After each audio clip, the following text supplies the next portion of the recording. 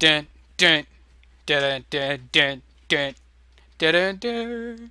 No. Anyways, back to where we were going. We were slaughtering a whole horde of banshees that rose against us, had the audacity to rise against us. Now you guys may be wondering what this scarab button does. It summons a squad of attack scarabs. As it stands, they are a melee air unit for the Necrons that allow them to slowly shred the armor of air vehicles. They do a massive amount of damage to air vehicles, to aircraft again, essentially. But they do a massive amount of damage to aircraft, but they can't attack ground units at all. In Dark Crusade, they were a ground unit that was meant to tie up range squads, or at least avoid, like, they would soak up damage for other squads as you entered or engaged against the enemy, because your enemy couldn't ignore them because they could melee the enemy units, which in this game, if you melee a range squad, it stops it from firing, unlike in StarCraft, where if you melee a unit, if you say start hitting a Marine and melee with a Zergling, it doesn't stop that unit from hitting. Although with the range, like say the Zerg range units, where the Roach and the Hydralisk, if you melee them, they stop firing and start meleeing. A bit of a weird contrast, honestly. Why the hell do the Zerg units stop firing, but the Terran units don't? That doesn't make any damn sense. But regardless, we are almost done with this mission. It's taken us a couple hours to do so. I don't know whether that's... It's probably more so because we're fighting Eldar. But we'll see in the coming days. In the coming parts. Or the next mission. Well, probably not the next mission, because we're going to be fighting Eldar again. Oh joy. Anyways, Monolith, turn around and actually face your fighters. Or face your combatants that you're fighting. You nonchalant bastard. The Necron Lord is over here. Oh, where does... Oh yeah, he's 4. Select him with that. That's 4 now. Reinforce the Scarabs. And you may see that the Scarabs have, you know, a melee. Like, that's just because they're selected in part with the Necron Lord. They have no attack themselves. See? But they actually have no attack.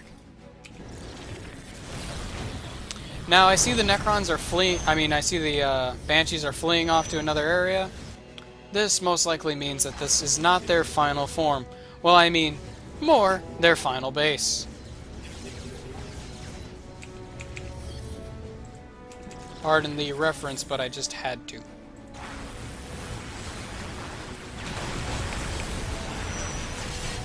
Now, there is attack move. This is essentially attack move. This is normal move. Attack move, normal move. You get it? Got it? Good. Anyways, we're going to proceed to find out where the last vestige of Eldar cutlery is.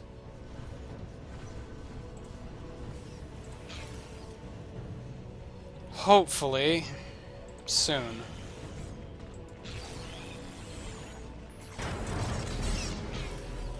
Meanwhile, I'm trying to maintain my power reserves, honestly. As you can see, I'm getting 182 per turn, 182 per second. Well, not 182 per second. I don't know what the actual direct conversion is. It looks like 182 every 10 seconds, probably. Anyways, we're gonna cancel these power generators because we have 75,000. I think we got enough for the rest of the match, to say the least. Anyways, it looks like in that attack, in that actual fight with all those Banshees, the Banshees look like they killed all our vehicles. So I'm going to go ahead and start decapping all these points. I'm shift queuing these. You can't really shift queue building. Well, you can shift queue buildings, you can't shift queue... You can't shift queue attacks, I would say. Or no, you can't shift queue attack moves, is more precise.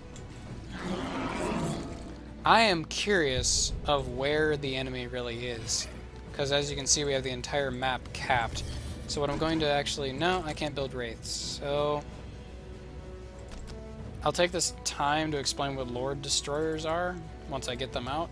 They are actually quite different from other destroyers, and I don't want to have to explain them in other parts. Though you guys will probably forget, and you know, because memory is something that just kind of shifts suddenly to not remember things, and as even often when you're trying to remember something, your body will just suddenly say, no, no, you don't need that. Fuck that, you don't need that. Why would you need that? And you'll just instantly forget it. Yeah, we've got all these little dots, these green dots that you see all alone are a lot of our holdings, as it were. Which is how the game actually prompts you to... It prompts a lot of conflict in the game. As in, it prompts you to actively fight your opponent. Anyways, Lord Destroyers. Now if I hold Alt during the... I can actually go down like this and fully view the battlefield from any angle I prefer to. To revert the camera back, hit Tab. I zoom in using the mouse wheel. Before the mouse wheel, I don't know how you would scroll in. I really don't. I can't even begin to tell you, but you do not control the camera via W, A, and D because that would be stupid. That you can use Q, W, E and stuff for that for better things. These hotkeys for these are a little off, I'm gonna say. Like P is possess, F is stasis field. Like, it's the StarCraft method of, what letter does it start with? The original StarCraft method, anyways. Before we knew about hotkeys, we used to just click things and use them. But then we learned that was for bad people. But, okay, so here are the two abilities. These are Lord Destroyers. They look much different from the Heavy Destroyers and such. Blah, normal camera. The Heavy Destroyer is right here. This is a Heavy Destroyer. As you can see, it's got quite a bit more heavy weaponry than the normal Destroyer. I don't really have one for comparison right now. But that's the Heavy Destroyer. It has that kind of Terminator-esque extra attachment to the side of its head instead of a normal skull. The Lord Destroyer looks a lot like our Necron Lord, you may say. Except for he doesn't have the big shoulder pieces, which normally the Necron Lord does have those shoulder pieces in multiplayer. But in this, we're slowly upgrading our Lord, and it gives a sense of progression because we're going to add those shoulder pieces later on. And they will actually make a visual difference to our Lord. Now, the two abilities that it has is Possess Enemy Vehicle. Take possession of an enemy vehicle. This takes about, I would say, roughly 15 to 30 seconds, probably around 15 to 20 seconds, to transfer the essence of the Lord Destroyer into an enemy vehicle and permanently take control of an enemy vehicle. In this way, you could have your Lord Destroyer take control of a Imperial Basilisk. You could have it take control of the Wraith Lords that were attacking us earlier, the Falcon Grav Tank. I don't have any transport units as a Necron, so I could actually use a transport. Hey, maybe I want transports. Maybe I want an anti-heavy infantry, anti-infantry option that's a fast skimmer tank and is a transport as well. So I could possess that and say, hey, I want to transport a few units around. I could do that if I wanted to. It gives me a lot of options as the Necrons if the enemy so chooses to let the Lord Destroyer do his long-ass fucking take the enemy unit animation. But I have to say that he does 133 melee damage at max and 75 range damage. He's not an effective unit. He doesn't do really that greater melee damage than the other destroyers, and his primary role is probably the possess enemy vehicle to get a better vehicle. Essentially, you are building a 350 cost unit, while the other destroyers cost less. Destroyer 250, Heavy Destroyer 300. He's a 350 cost, which is often the cost of an upgrade to your monolith, which if you can build a Lord Destroyer, you really don't... If you can build a Lord Destroyer, you don't really need to upgrade your monolith anymore. But you could be building, say, a tomb spider. You could be building pariahs. That's 2 squads of pariahs, basically. It's about 2.5 pariahs. That's flayed ones. I don't often build pariahs, but... Well, I don't often build pariahs in a fight where I don't need them. Pariahs are unique to the Necrons in the sense that they can't come back if they die. Same with the vehicles. The Necron Lord is much like the Tomb Spider. If you lose him in an area, if he dies, he just collapses to his knees. If you lose him in an area, he just collapses to his knees, and he will die. And you revive him, he will get up from that point, and you will literally see him get up. And he will essentially come back to life. And your enemy can abuse that to shoot him down and have armies surrounding by him, place stasis traps, place a lot of things around him to counter him. They can essentially prepare to take him down and knock it. The main weakness of the Necron Lord is knockdowns. Getting knocked down several times will disrupt him from even transforming into his essence of the Nightbringer and essence of the Deceiver. In further analyzation of the Deceiver and the Nightbringer, I would say that the Deceiver is only strong for his illusionary Necron monolith.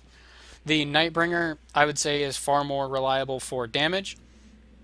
But the essence of the Deceiver seems his main strength is making all of the enemy's unit choices or infantry choices fight themselves.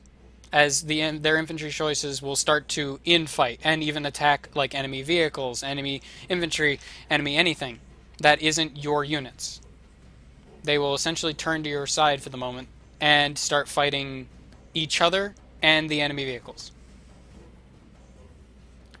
The Nightbringer, just shit tons of damage, and can usually kill most relic units of the enemy, such as the Bloodthirster, Baneblade. I will not explain what these things are as of current. We'll probably end up seeing them because the enemy strongholds, if we do face them, tend to like to summon those units like the Bloodthirster and the Avatar of Cain and the Baneblade, because it's practically like showcasing them.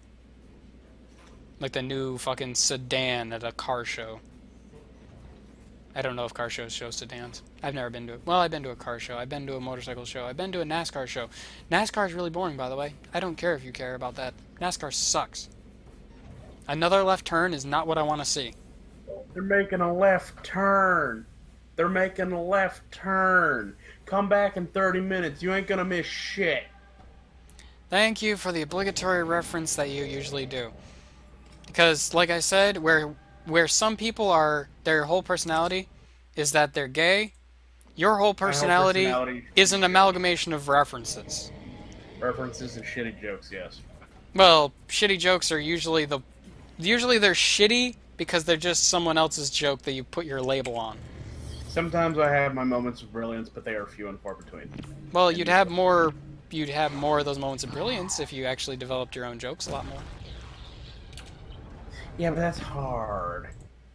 Yeah, you've never been one to really put forth effort. Why would I do that when I could just use material you haven't heard before? Which I then find out, then I just find out that it's someone else's and hate you for it. Oh god, I'm fat Jewish. Yeah, pretty much. And to clarify, he means fat Jewish from... social media. I guess. Twitter? Tumblr? Social media for fat Jewish from real life. Found your meme? I don't know. Whatever the fuck site. Found your meme? I don't know. There's all kinds of things. Meme base. All those things that meme tards lurk on. Yeah. Wow, lurk, really. Yeah. You've been on Imagegear a lot, haven't you? I know I have been. I really haven't. I kind of hate memes, despite you linking me to memes every fucking day. I hate memes. God damn, the chat is... Is anyone watching?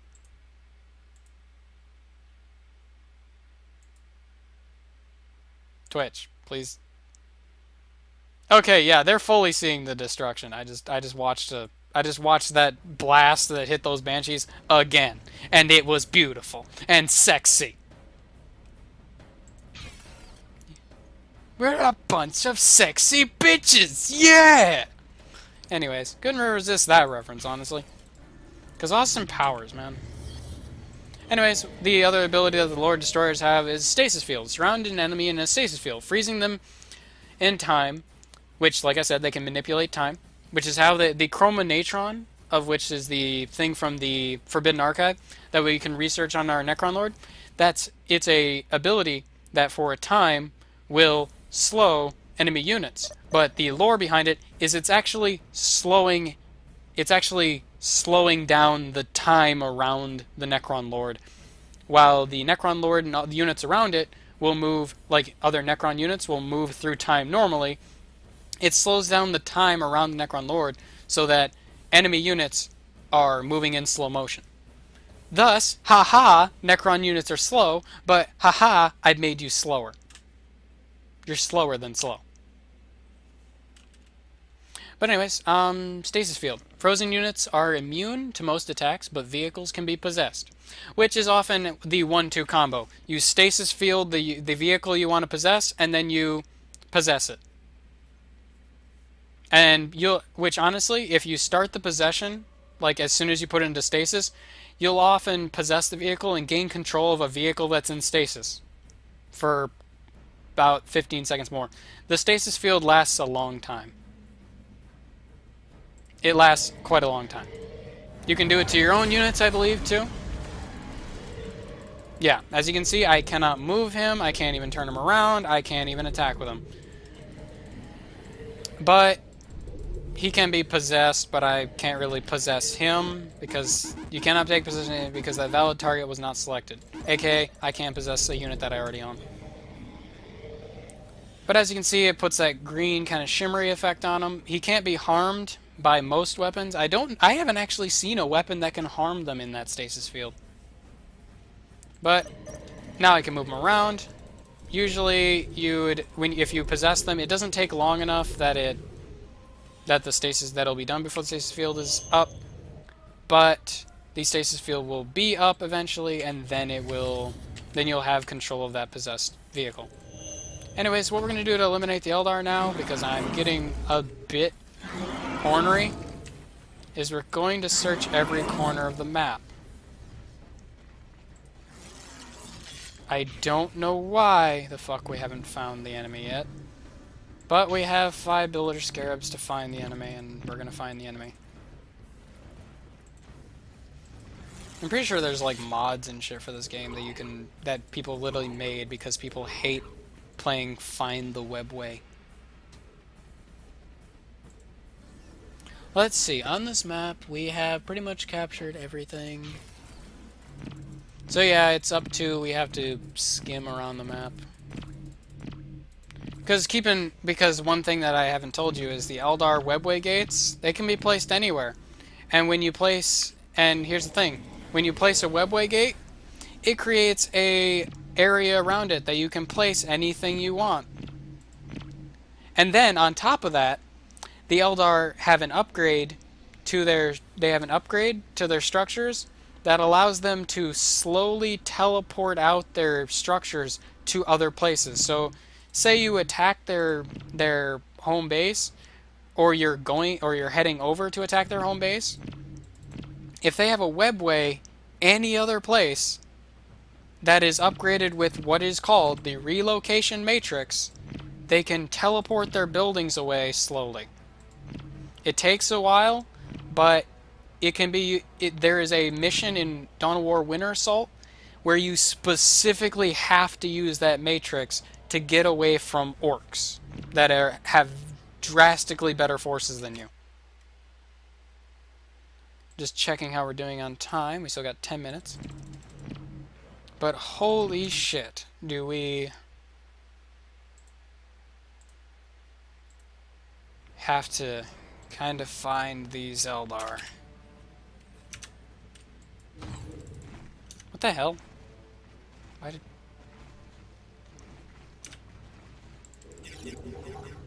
But yeah, we are looking for some Eldar. God. I actually feel like I'm gonna kill some... You can do the delete thing with units as well. Like right now, I'm going to kill probably some flayed ones. And killing those flayed ones will free up supply. Which I wish more games let you do that, because it's a lot harder to free up supply in a lot of games. Especially in Dawn of War 2. If you made a unit that you needed to replace with a better unit, you can't kill it. You have to send it to your enemy and make your enemy kill it, basically. Now, where the hell is the monolith? Let's see here. Oh, it's sending me to the scarab, that's why.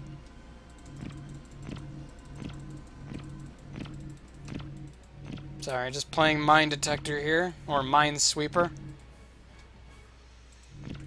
But, what do we got here? Like we said, we were going to do the monolith, and we are going to... I guess it's selecting a point between the monolith and the scarab. But what we're going to do is build wraiths. And I will explain what wraiths are, finally. Well, we'll take the time also to explain what pariahs are. And then, from this point on, if you didn't watch this video, you will get none of the information. No, I'm not that bitter, honestly. Anyways, welcome to what a wraith is.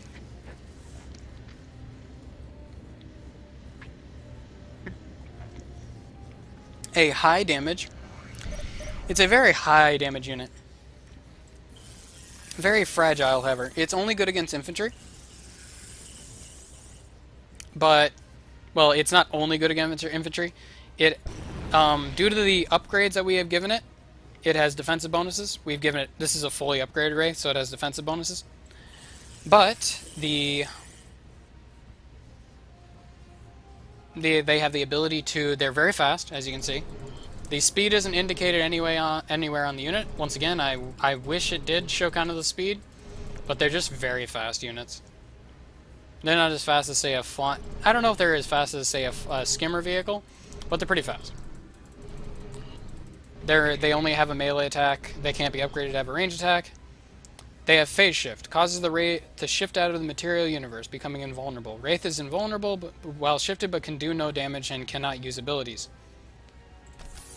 As you can see, it's shifted out of reality. If I shot it with anything, it couldn't be dealt damage. It's basically invulnerable. But it can... now, what you can say, well, why? Well, what's that? What would be the point of that? I don't know. Maybe you want a invulnerable detector to run around and detect things, and your enemy has been targeting down your detecting units, which you could either use this solar pulse, which only detects for a short time, or you could use the wraith, which the wraith is a detector unit, so it has a constant... And you don't want to use scarabs. If you don't want to use builder scarabs, then yeah, you could totally use just a wraith. It's also a fast detecting unit, which I'm going to go ahead and send it a little bit everywhere. I'm pretty sure that was the webway gate I've been searching for this whole time. But I'm going to finish my discussion first. It's a way to protect a detector unit. Also, if you phase shift and run into a bunch of ranged units, like say you ran into my entire army with your wraith and then you phase shifted almost instantly, the first thing that would happen is you would all of my units would be firing at that wraith. And then after the ability, and then I could move in my army behind it, and then you'd have to tell your units to stop attacking my wraith.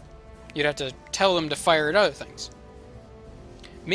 As well as if you stop firing at the wraith, I could move this wraith in behind your enemy units like this, and then as soon as it comes out of phase shift, I could start tying up your range squads so they're all attacking my unit in melee, and not necessarily to kill that unit that it has in melee, but to stop it from ranged attacking my units. Anyways, that's the wraith. The pariahs. I'm going to go ahead with this. They are a squad of 8. that each of them does 73 to 93 damage, 65 to 85 range damage. And they are a squad of 8, that's about it. They're good against infantry and heavy infantry. But here's the unique effect that now you're saying, like, oh, well, these guys, yeah, they have good HP and like they have a good amount of HP and everything. But why wouldn't I use them when I can? Why would I use them when I can use Necron warriors that have good range damage, or say use flayed ones, which currently I think all my flayed ones are on the ground. Yep, all my flayed units are dead. My flayed ones. Which, yeah, why would I... The flayed ones do way more damage, right? Like, way more consistent damage, and they have the morale drain, and they can act like shock troops and be deployed from the monolith. So why the hell would I ever use these? Because the pariahs are the newest breed of Necron. Pariahs are a revolting combination of Necron metal and human flesh. Effective against infantry and heavy infantry, each swipe with a pariah's war scythe slows the target's movement speed and lowers their maximum health permanently until the pariah... Oh, blah, right there it says it. This effect remains until the pariahs are eliminated. Now here's the thing. You have to completely wipe out the pariahs, this entire squad, if you want the effect on your units of their maximum HP being reduced to stop. So I could hit your units with the pariahs, you could escape me, but that effect would still be on there. I've had them fight a Farseer, and the Farseer got reduced to the point where her base HP, her base max HP, was 1. So she had 1 HP. So she died instantly to any attack. Now, what I want to also tell you guys about is cover. Water is negative cover and makes you take more damage and you move slower in it. There isn't much cover on this map, actually. Well, right here. Light cover makes you move slightly slower, but you get defensive bonuses from it. Now, I don't know if I'll be able to find any here, but there's also heavy cover. Which heavy cover you move really slow in, but you... Right here, no, that's not heavy cover. Damn, usually those big craters are heavy cover.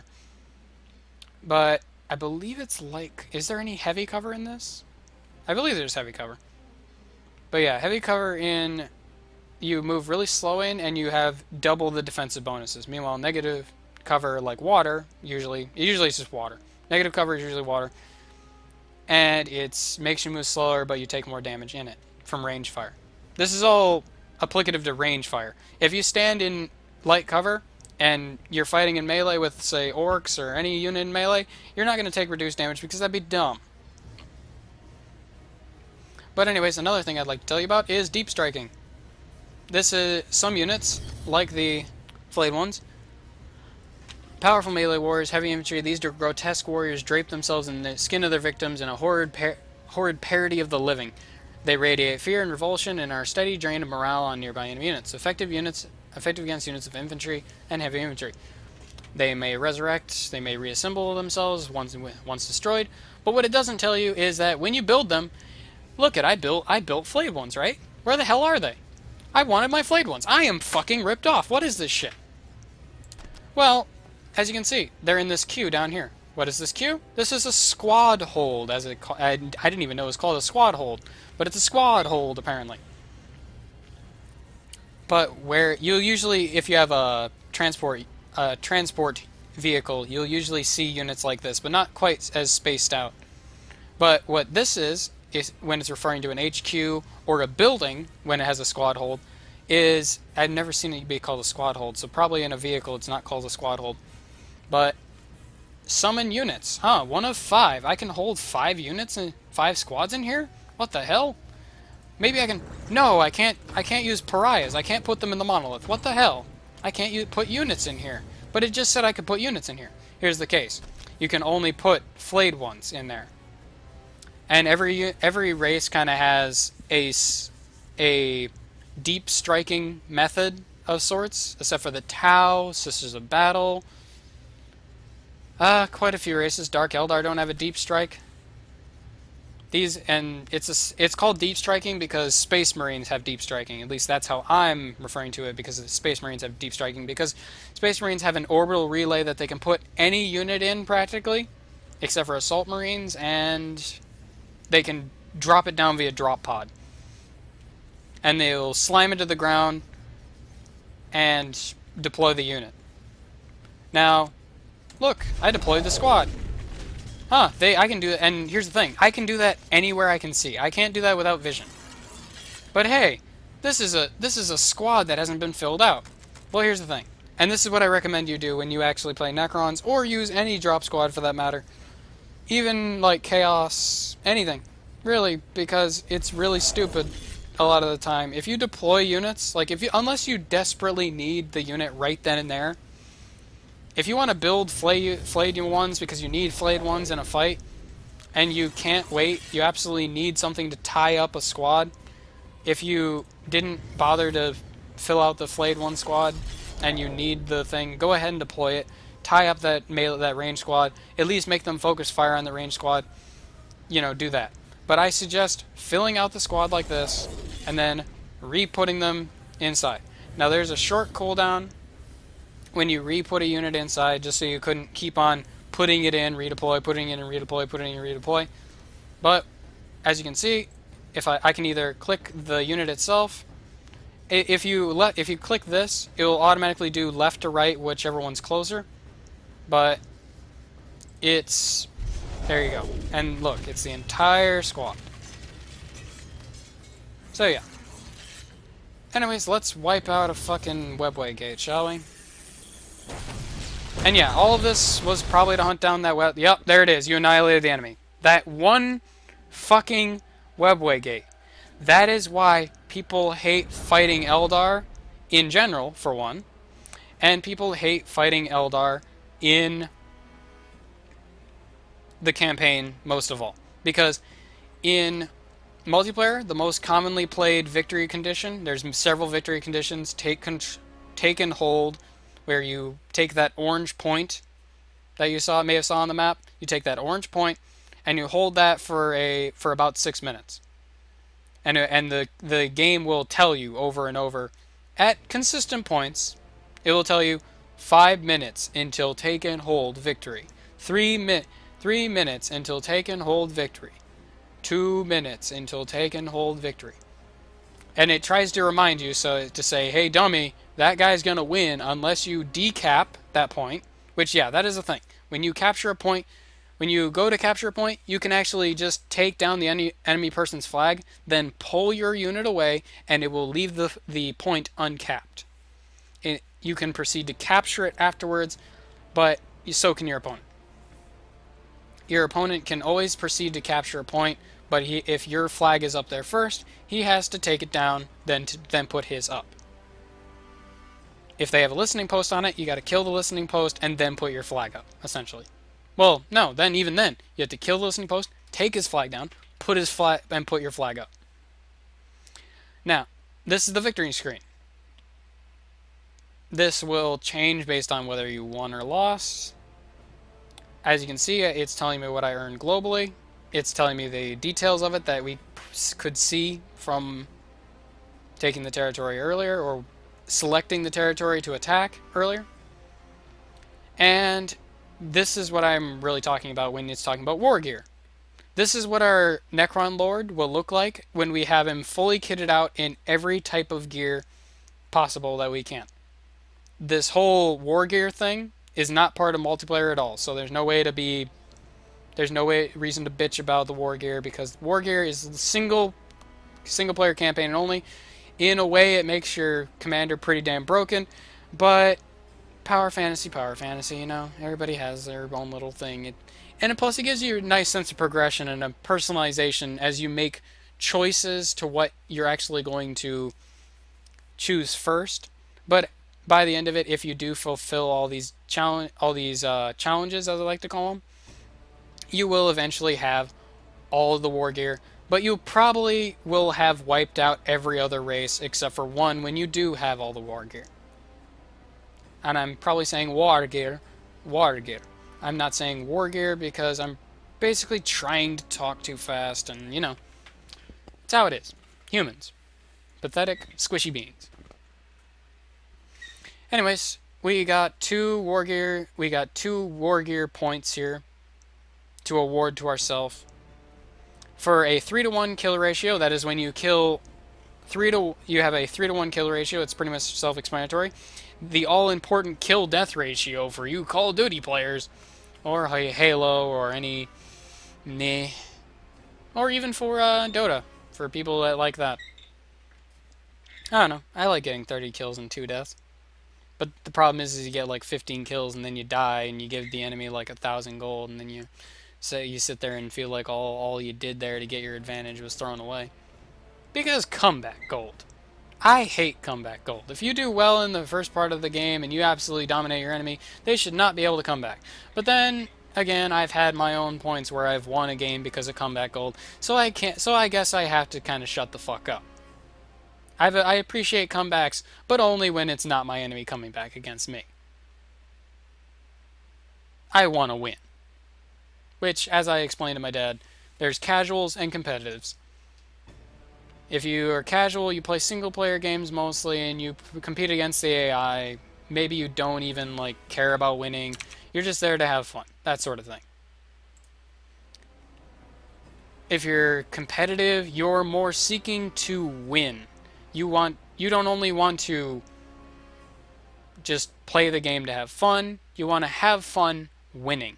You want to become better at the game. If you're like me, you want to break every little mechanic of the game into its own. You want to break it. And when I say break it, you want to get every little niche detail, every little percentage of damage. You could deal this amount of damage if you were just fucking around, or you could deal this amount of damage if you were concentrating and actually focusing and microing your units. As you saw when I was fighting a lot of those Banshees and stuff, I was moving units around. I was pulling them away and re-engaging them as soon as the enemy chose to engage a different squad, the squad that I wanted it to. That's manipulating the AI a bit, so it's a bit of a casual tactic. But then again, casuals probably wouldn't do that. Casuals would sit there and say, oh man, I wish they weren't wiping out my unit that was ranged, instead of pulling away their ranged units and just basically microing a little bit for a lot of effective reward. Now here's the 3-to-1 kill ratio thing. This is for one conquest. That's because we took this territory. Now we have that territory and we get the income associated with that territory. 3-to-1 kill ratio. We probably had a higher kill death ratio than 3-to-1, but it's giving us this because we had a 3-to-1 kill ratio or higher. But the problem is we have to get 1 defense, which means we have to allow the enemy to attack us once. We actually have to let them attack one of our territories once. We have to do that 3 times and 5 times. Now it will, 1 defense, and then the 1 will contribute to the 3, and the 3 will contribute to the 5. It's not going to be too ornery about that. 3 defeated empires, 3 defeated enemies, that's when you fully wipe out a race from the map. When you defeat their stronghold is when they are defeated from the map, and you'll have to still wipe out the remnants of them on those territories that they held. If you skipped ahead, if you kind of cut your way through their territories to their stronghold. But you won't have to deal with, say, their commander. 2,000 kills, that's for 2,000 kills. 5,000 kills, that's for 5,000 kills. Pretty self-explanatory, conquest, etc. And you have to fulfill all those to get more and more war gear. Here's the war gear screen that it will take you to pretty much every time you are awarded war gear. And increases health and damage and health, as you can see, and it will actually directly show you the boost. I usually prefer to get the death grip, honestly, because it boosts a lot of stuff. Cloak of the Catan greatly increases ability recharge rate. Reinforced body. There's those shoulders that I told you about. This is how you usually are used to seeing the Necron Lord. Probably if you played multiplayer a lot. The son of a bitch. And then, for instance, a lot of people are used to this. That's usually what the Necron Lord's blade looks like is like this. And you can do stuff like this, where it's you upgrade it, and then you upgrade it again, which this isn't, you guys aren't used to seeing this. What the hell is this? It's a upgrade that requires you to have to get this, and then this. And you guys can feel free to read all these.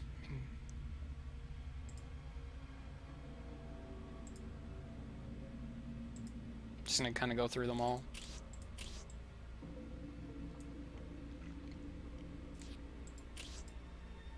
Yeah, I believe the standard is like this, like that, and then on top of it, it has that.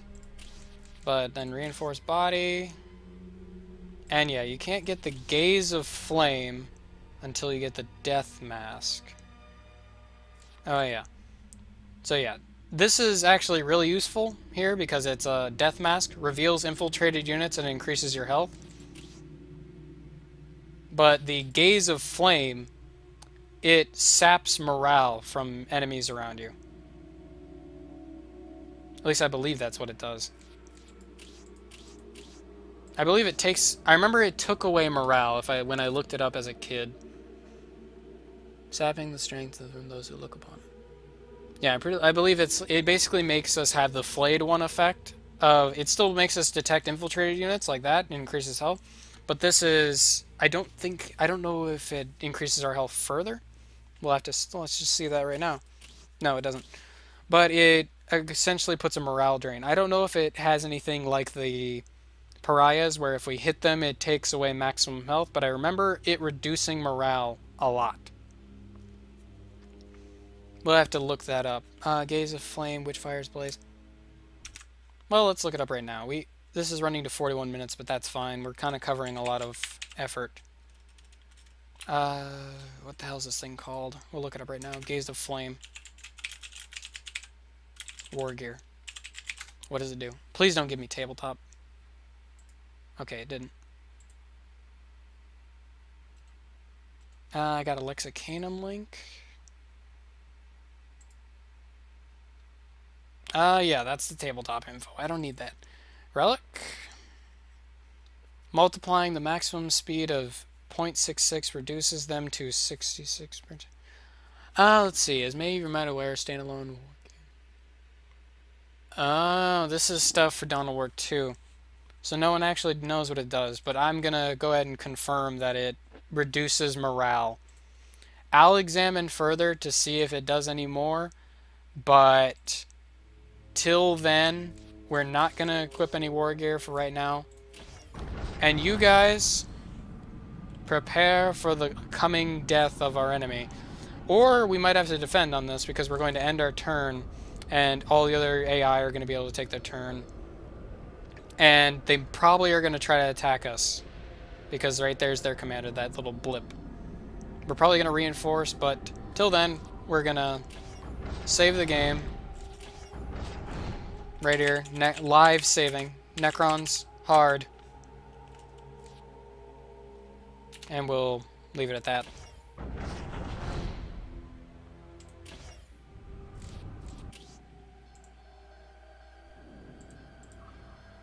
This is my custom paint job for the Necrons.